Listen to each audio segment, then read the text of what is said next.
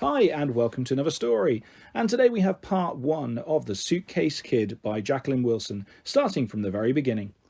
Introducing Andy. I'm Andrea, but you can call me Andy.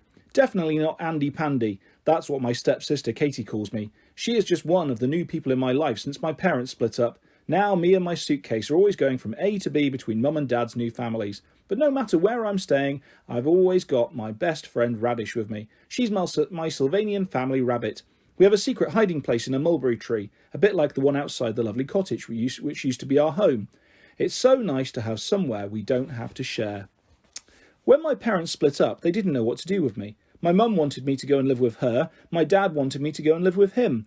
I didn't want to go and live at my mum's new place or my dad's new place. I wanted to stay living in our old place, Mulberry Cottage, the three of us together, 4, counting my pet Sylvanian family, spotted rabbit, Radish.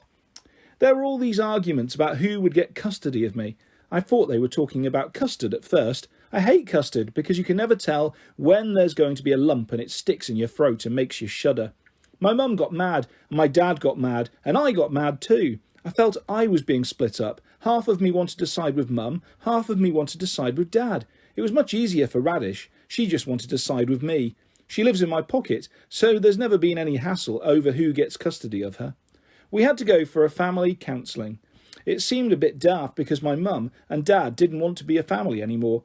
This lady chatted to me. She was trying to be ever so casual, but I knew she was trying to suss things out. She had some little dolls in her office, a mummy doll and a daddy doll, and a whole set of children dolls in different sizes. She wanted me to play with them. I poked the mummy doll and the daddy doll in the stomachs and said I didn't like playing with silly old dolls.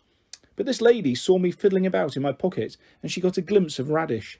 I like to hold her tight when I'm feeling funny. "Oh, what a dear little toy.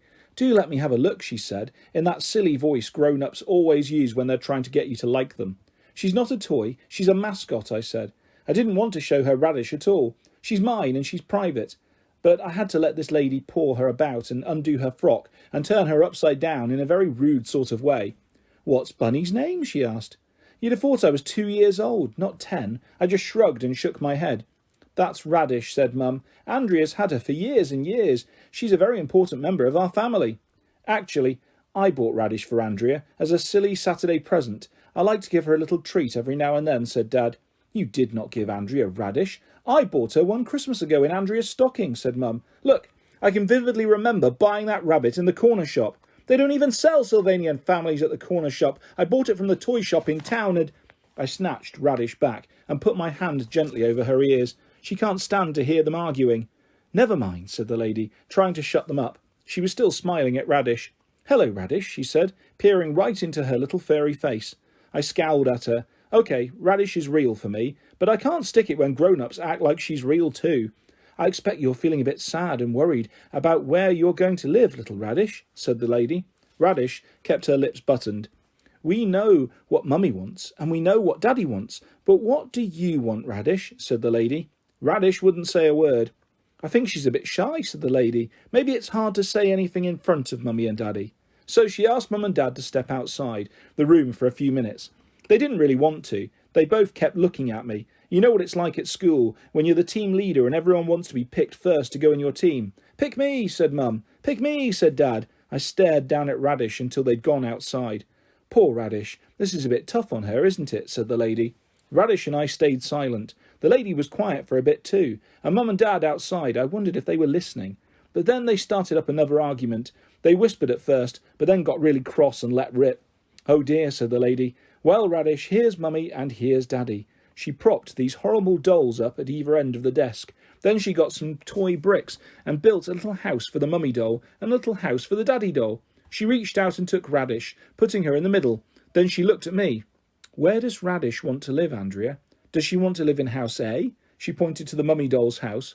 "Or does she want to live in house B?" She pointed to the Daddy doll's house. "She wants to live in house C, Mulberry Cottage, where we've always lived, with Mum and Dad and me," I said.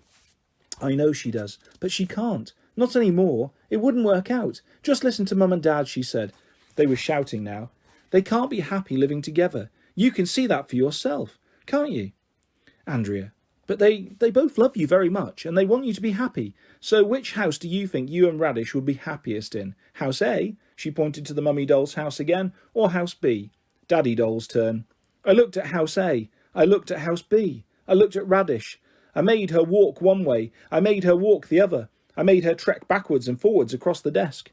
She still wants to live in house C, but if she can't do that, I still think she could. Then she wants to live in house A and house B.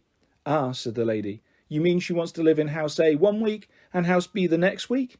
So that's how it was decided. Radish lives with me, in my pocket, as she's always done. She's the luckiest one, and I get to live in my mum's house one week and my dad's house the next. It's as easy as ABC. I don't think. A is for Andy. My name is Andrea West, but I mostly get called Andy. My sly little stepsister, Katie, calls me Andy Pandy. Everyone just thinks she's being cute. Katie specialises in cute. We are exactly the same age. In fact, she's 5 days older than me, and yet she barely comes up to my waist. I happen to be a bit big. Katie is extremely small. People don't twig she's 10. They think she's only about 7 or 8. And she plays up to this for all she's worth. She blinks her blue, beady eyes and wrinkles her small pink nose and puts on this squeaky little sugar mouse voice. People go all drooly and practically nibble her ears. Katie is not a sugar mouse. Katie is a king-size rat. She's very spoilt. She's got her very own television set and video in her room. When it's my week to sleep at my mum's place, I have to share with Katie. She always insists that she gets to choose what's on television, and she always gets first pick of the videos. She's got heaps. She's got some pretty impressive, creepy, gory horror films that her dad knows nothing about. She hides them inside her Care Bears cases. She's also got the usual Walt Disney stuff, and then she's got this watch with mother video. Have you seen it? It's a bit dopey, really, with little kids' programmes that my mum and dad used to watch on telly donkeys years ago, including a little clown puppet called Andy Pandy. We watched it together, and that's when Katie started calling me Andy Pandy. I couldn't stick it, and I told her to shut up, and she wouldn't, so I had to make her. My mum saw us thumping each other, and she was furious. She didn't say a word to Katie, she just picked on me. How dare you hit Katie? I can't believe you could be so mean. You're twice poor Katie's size. I simply won't have this hateful bullying. You make me desperately ashamed of you. Katie's gone out of her way to welcome you into her home, and then you behave like this. I wanted to hit my mum then as well as Katie. It's not fair. You don't know what she's like, I wailed. Only I just sounded like a telltale tit. I stalked off and shut myself in the bathroom. Radish clutched tight in my hand. We stayed in the bathroom for ages, and even when we came out, we didn't speak to anyone all the rest of the day. Mum tried to make it up with me when we went to bed, but I still wasn't saying anything, not with Katie grinning away in the dark. It wasn't until days afterwards that Mum and I were on our own for once. Uncle Bill was working late, only he's not my uncle. He's my horrible stepfather, and I simply can't stick him. I can't understand what my mum sees in him. I took a good look, and all I can see is this great hairy baboon. He's got all this thick black hair like a baboon. He's got a squashed up ugly face like a baboon. I've never caught a glimpse, but I bet his bum's bright red like a baboon's too. Paula was round at her friend's house. Graham was shut up in the bedroom, playing computer games, and Katie was out at her ballet class. So, it's just you and me, pal, said Mum. What shall we do, eh? I shrugged and made out I was busy watching the telly. I was still feeling a bit miffed, but Mum came and sat beside me on the sofa and put her arm around me. I made myself go stiff at first, but Mum went on cuddling, and soon I sort of collapsed against her. I ended up on her lap.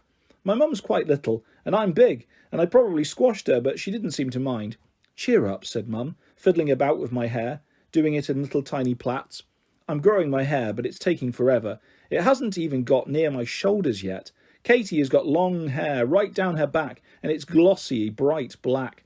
It's a very unusual combination, she told me smugly. Blue eyes and black hair. I take after my mother. Her voice always goes all sad and holy when she talks about her mother. It's as if she died only last week, and so you've got to be sorry for her. In actual fact, Katie's mother died when she was little, and so she probably can't remember her properly. Maybe she wouldn't even know her mum had blue eyes and black hair without the colour photo and the silver frame on the windowsill. My eyes were a muddy brown. So is my hair. It's a bit depressing. I don't feel like cheering up, I said grumpily, though I didn't budge off Mum's lap. What was all the hoo-ha with Katie the other day, said Mum. She called me names. What? Andy Pandy.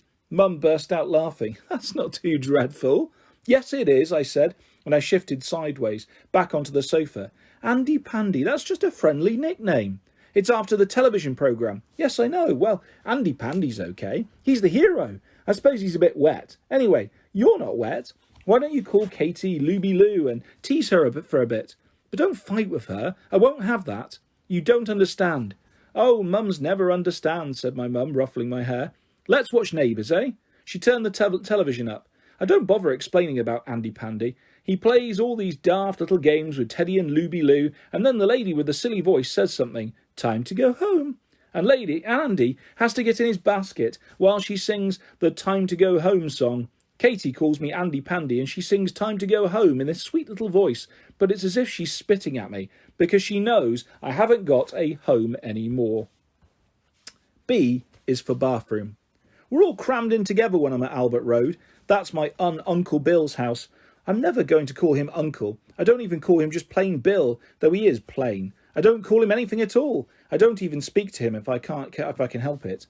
I can't stand the way Mum talks to him. She snuggles up to him and hangs on his every word and roars with laughter at his stupid jokes.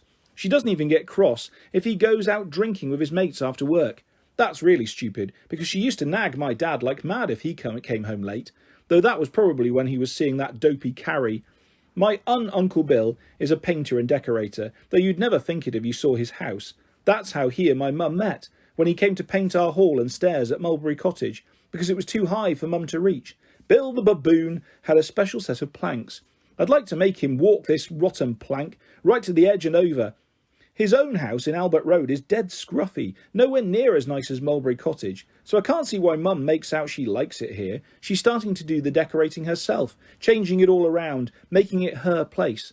There's nowhere that's my place, though. The others are always barging about the kitchen and the living room. My mum shares a bedroom with old Billy Baboon, so I'm certainly never going in there. He's got 3 children, Paula, Graham and little ratbag Katie. I don't like any of them, but I suppose Paula's the best. She's 14 and she doesn't think much of my mum, and they keep having rows. I encourage this like mad, because then my mum might get fed up and want to leave, and then all I have to do is get my dad to leave Carrie, and we could all be a family again. We might even be able to buy back Mulberry Cottage and start all over again, living happily ever after.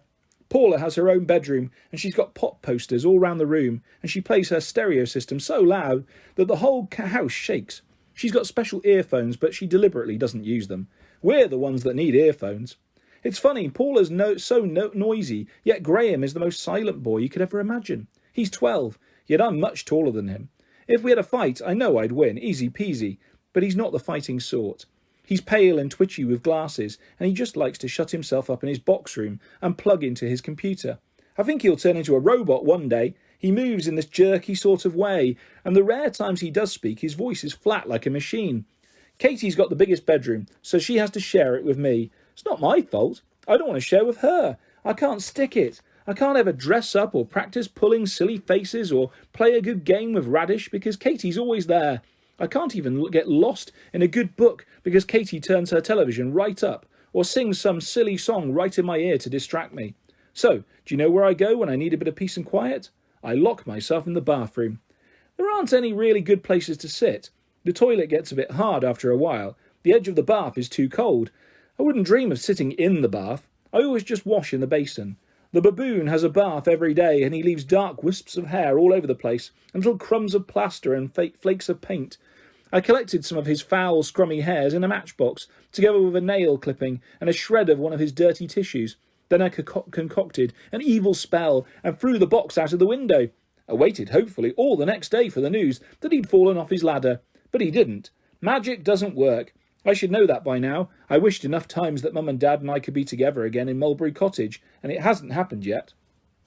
Even when I'm locked in the bathroom, I can't always concentrate on my book. I used to read heaps and heaps, and I got through every single story in the book box at school. And I went to the library too, and I had my own collection of paperbacks. Nearly 50 of them. Some of them really big, hard, nearly grown-up books. But now my own books are shoved in a cardboard box somewhere, and I can't get at them. And all the books from school and the library suddenly seem boring. I can't get into the stories. I just keep thinking about Mum and Dad and Mulberry Cottage. So now I choose really babyish books to read, stuff I read years ago, when I was 6 or 7 or 8. I can remember reading the stories the first time around, and sometimes I can kid myself I'm little again, and everything's all right. Sometimes it doesn't work, even in the bathroom by myself. So then I generally play a game with Radish. She loves the bathroom. It's her favourite, best ever place. Don't forget she's only 4 centimetres tall. The basin in the bath are her very own leisure pool. I generally fix up a super slide by knotting Paula's tights together and hanging them from the door hook to the bath tap. Radish hasn't got a very slippery bottom, so I soap her up a lot to make her slide down satisfactorily. This means Paula's tights get a bit soapy too, but that can't be helped. Radish certainly doesn't fancy a swim in the baboon's hairy lair, but she likes a quick dip in the basin, and she's getting very good at dives off the windowsill down into the water. Sometimes she turns somersaults as she goes. When she starts to get a bit shivery, I dry her in the towel, and then she warms up using the sponge as her own bouncy castle. When she's tired of this, she generally begs me to make her a snowman. I know this will get us into trouble, but I don't care. I take the baboon's shaving foam, and we make all the snowdrifts, and then we start sculpting them into snow people. Last time I got a bit carried away. I made a snow girl and a snow rabbit, and then I made a snow cottage. Alright, it looked more like a big blob than a cottage, but the snow girl and the snow rabbit liked it a lot. I tried to do a tree too, but the shaving foam went foot, and I realised I'd used it all up. Nearly a whole can. The baboon beat his chest and bellowed in the morning, but Radish and I didn't care. And that is where we will leave part 1 of The Suitcase Kid by Jacqueline Wilson. I'll be back soon with the next part of this fantastic story and lots more stories and videos coming your way very soon. If you would like to subscribe or hit a like, that's always appreciated, guys. Thanks for listening. Take care. Bye-bye.